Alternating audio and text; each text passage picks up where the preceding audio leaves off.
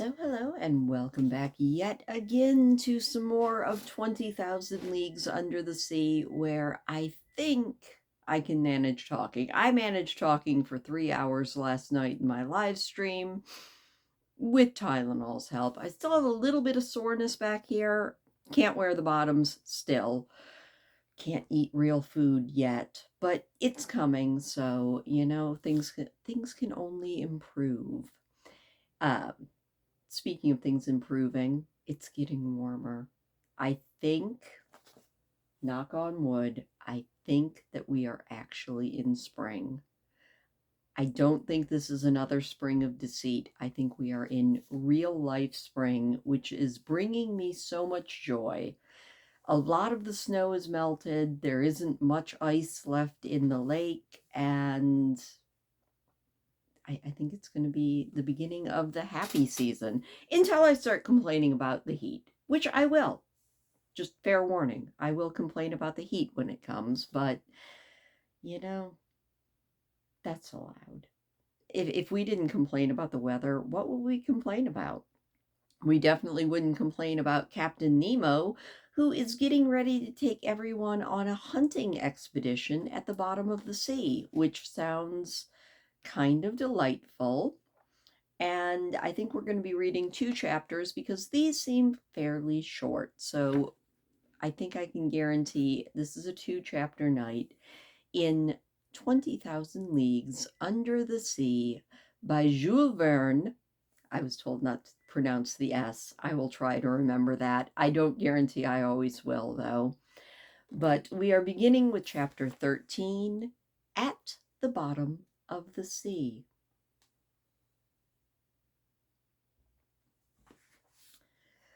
This cell was, properly speaking, the arsenal and wardrobe of the Nautilus. A dozen diving apparatuses hung from the wall awaiting our use.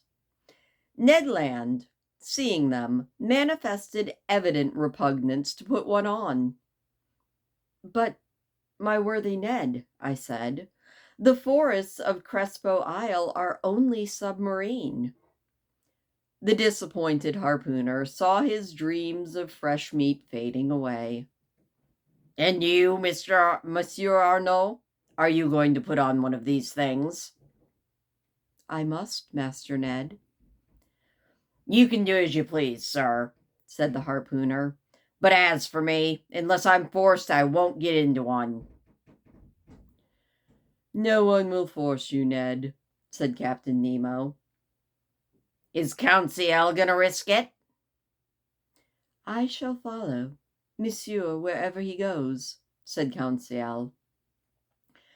2 of the ship's crew came to help us on the call of the captain, and we donned the heavy and impervious clothes made of seamless India rubber and constructed expressly to resist pressure. They looked like a suit of armor, both supple and resisting, and formed trousers and coat. The trousers were finished off with thick boots furnished with heavy lead soles. The texture of the coat was held together by bands of copper which crossed the chest, protecting it from the water pressure, but leaving the lungs free to act. The sleeves ended in the form of supple gloves which in no way restricted the movement of the hand. Captain Nemo and one of his companions, a sort of Hercules, who must have been of prodigious strength, along with Counciel and myself, were soon enveloped in these dress. There was nothing left but to put our heads into the metal globes, but before proceeding, I asked the captain's permission to examine the guns that we were to use. One of the crew gave me a simple gun, the butt end of which was made of steel and hollow in the interior, rather large, serving as a reservoir for compressed air, which a valve, worked by a spring, allowed to escape into a metal tube. A box of projectiles, fixed in a groove in the thickness of the butt end, contained about 20 electric bullets, which, by means of a spring, were forced into the barrel of the gun.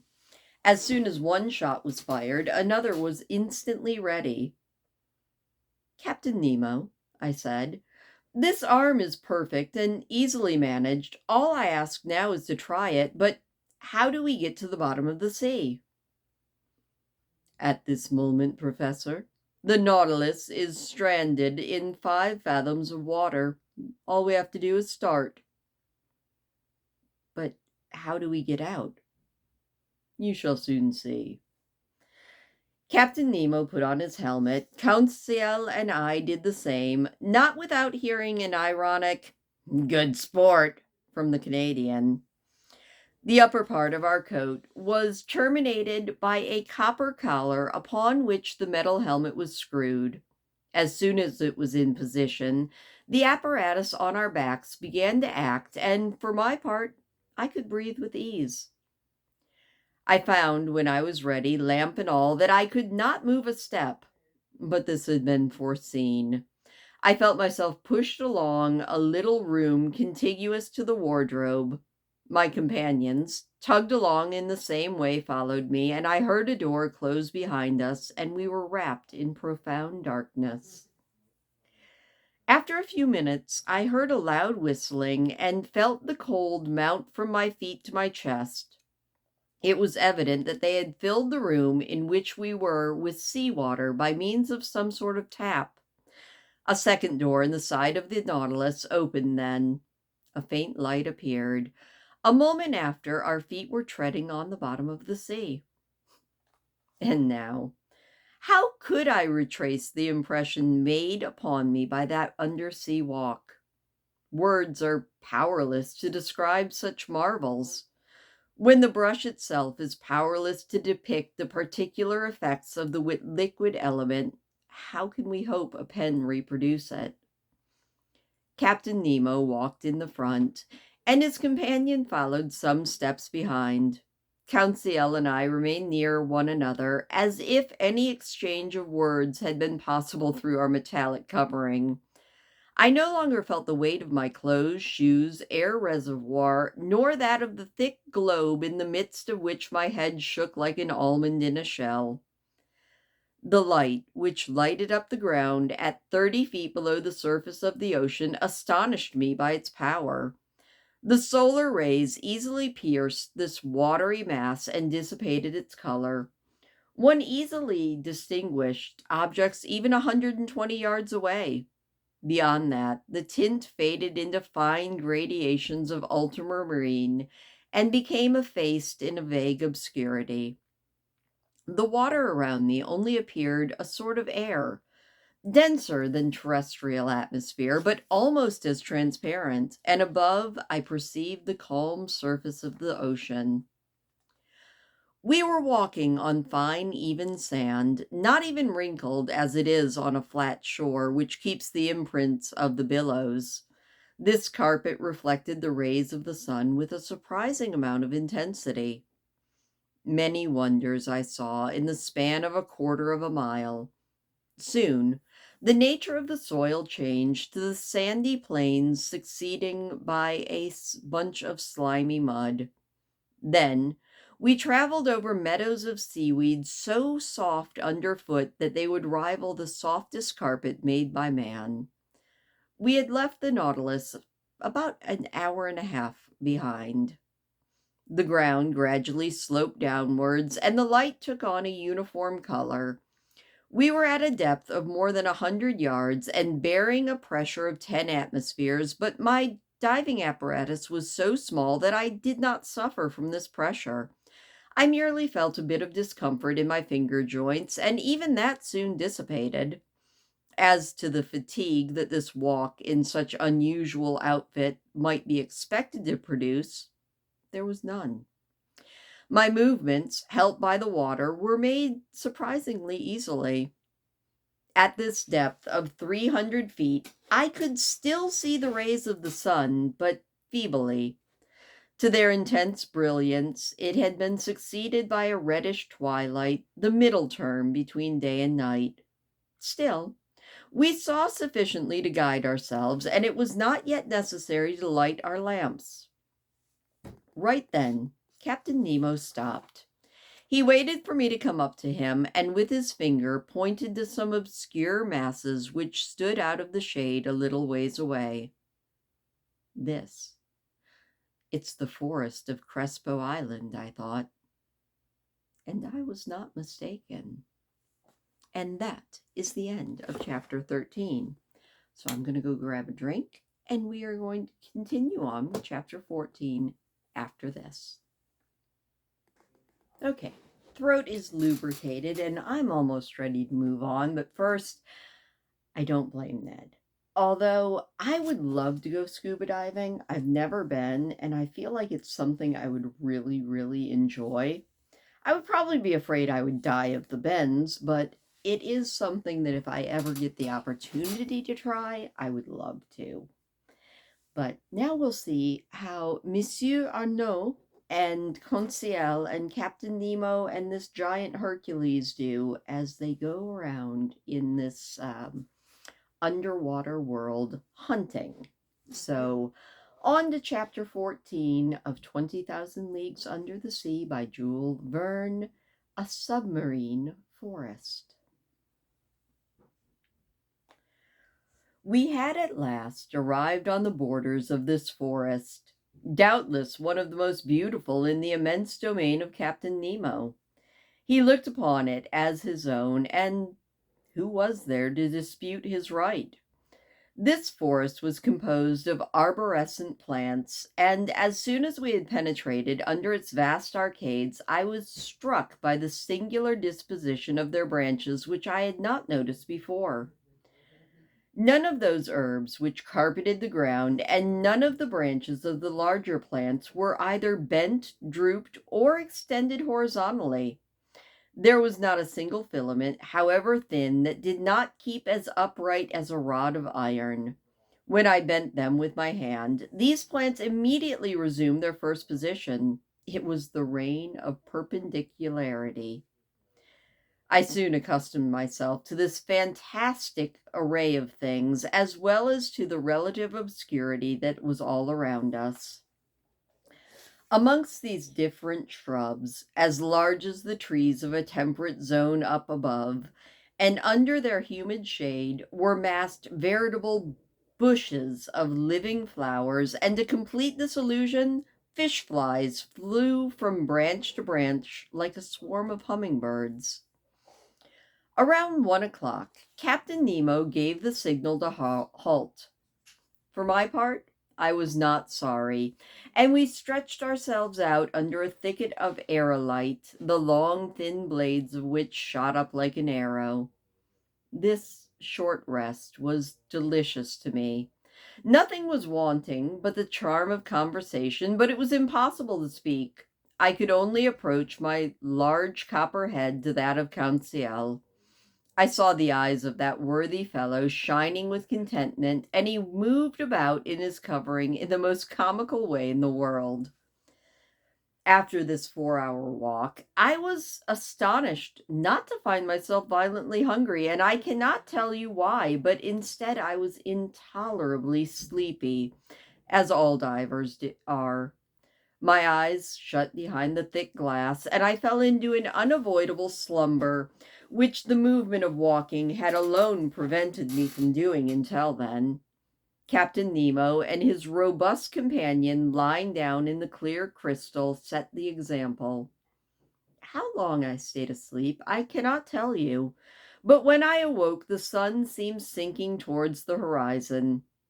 Captain Nemo was already on his feet, and I was stretching as well, when an unexpected apparition brought me quickly to my feet.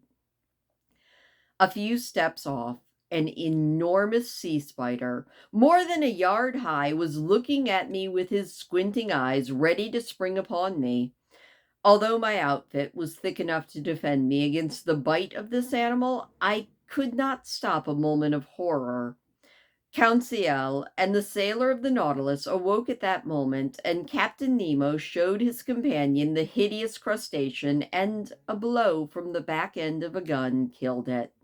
And then I saw its horrible claws writhing in horrid convulsions. This accident reminded me that other animals, more to be feared, might haunt these obscure depths, and that my diver's gear would not protect me against them. I had not thought of that before, and I resolved to be on my guard. I suppose that this halt marked the limit of our excursion, but in that I was mistaken. And instead of returning to the Nautilus, Captain Nemo forged on. The ground still inclined and took us to greater depths. It had to have been about 3 o'clock when we reached a narrow valley between two high cliffs situated about 75 fathoms down. Thanks to the perfection of our outfits, we were 45 fathoms below the limit which nature seems to have imposed upon the submarine excursions of man normally. I knew how deep that we were, because the obscurity had become so profound. There was not an object visible at more than 10 paces. I walked along, groping in the dark, when suddenly I saw a bright white light shine. Captain Nemo had just lighted his lamp, and his companion did as well. Conseil and I followed their example, and the sea, lit by our 4 lanterns, was illuminated in a radius of 25 yards all around. Still, Captain Nemo kept on plunging into the dark depths of the forest, the trees which were getting rarer and rarer as we walked, and I thought that our lights could not fail to draw some inhabitants from the somber depths, but I knew if they did approach, they were at least keeping a respectful distance from the hunters. A few times I saw Captain Nemo stop and take aim, then, after a few moments, he would go on walking. Finally, around 4 o'clock, this wondrous excursion was at an end. A wall of superb rocks rose before us, enormous granite cliffs that were impossible to climb. It was the island of Crespo. Captain Nemo suddenly stopped, and we stopped at a sign from him. Here was the end of the domain of the captain. Our return began. Captain Nemo again kept at the head of this little band and directed his steps with no hesitation. I thought that I perceived that we were not returning to the Nautilus by the way we had come. The new way was very steep and consequently a little painful. We approached the surface of the sea rapidly, but this return to the upper beds was not so sudden as to produce the internal injuries that were fatal to divers. And soon light reappeared and grew more, and as the sun was already low on the horizon, the refraction edged the different objects with a spectral ring. At a depth of 10 yards, we were walking in a swarm of little fish of every sort, more numerous than the birds of the sky, and more agile too. But no aquatic game worthy of a shot had yet come under our gaze. At that moment, I saw the captain put his gun to his shoulder and follow a moving object in the shrubs. He fired. I heard a feeble hiss, and an animal fell a few steps away. It was a magnificent sea otter.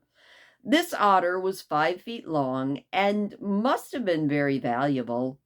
Its skin, chestnut brown above and silvery underneath, would have made one of those beautiful furs so sought in the Russian and Chinese market.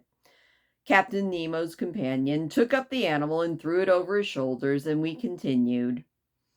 During the next hour, a plain of sand lay stretched in front of us. Sometimes it rose within 2 yards and a few inches of the surface. I then saw the reflection of our images up above us, like us in every way except they walked with their heads downward and their feet in the air. The thick waves up above looked like clouds over our heads, clouds which were no sooner formed than vanished. I even perceived the shadow of large birds as they floated on the surface of the water. On this occasion, I was witness to one of the finest gunshots which ever made a hunter's nerves sing. A large bird, with a huge breadth of wing, hovered over us. Captain Nemo's companion shouldered his gun and fired when it was just a few yards above the waves, and the bird fell, and the fall brought it into reach of the hunter's grasp. It was an albatross of the finest kind. Our march was not even interrupted by this incident. I was worn out by fatigue when we finally saw a faint light about a half a mile off.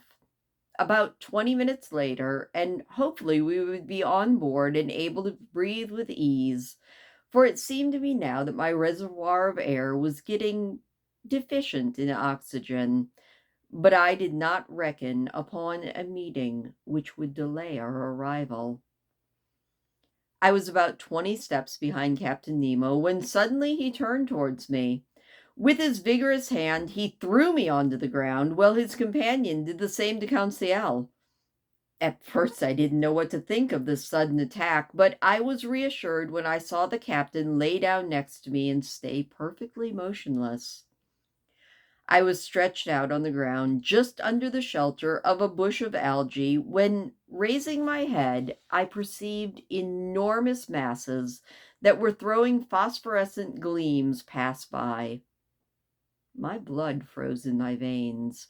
I saw two formidable dogfish threatening us. They were terrible creatures with enormous tails and a dull, glassy eye, who were throwing out phosphorescent beams from holes pierced all around their muzzle. Monstrous brutes, which would crush a whole man in their jaw. I do not know if Conseil stayed there to classify them. For my part, I noticed their silver stomachs and their formidable mouths, which bristled with teeth, from a very unscientific point of view. I was viewing them more as a possible victim than naturalist. Happily, these creatures only see poorly. They passed without seeing us, brushing us with their brownish fins, and we escaped as if by a miracle this danger. It was certainly greater than meeting a tiger in the forest. Half an hour after that, guided by the electric light, we finally reached the Nautilus. The outside door had remained open, and Captain Nemo closed it as soon as we entered the first cell, and then he pressed a knob.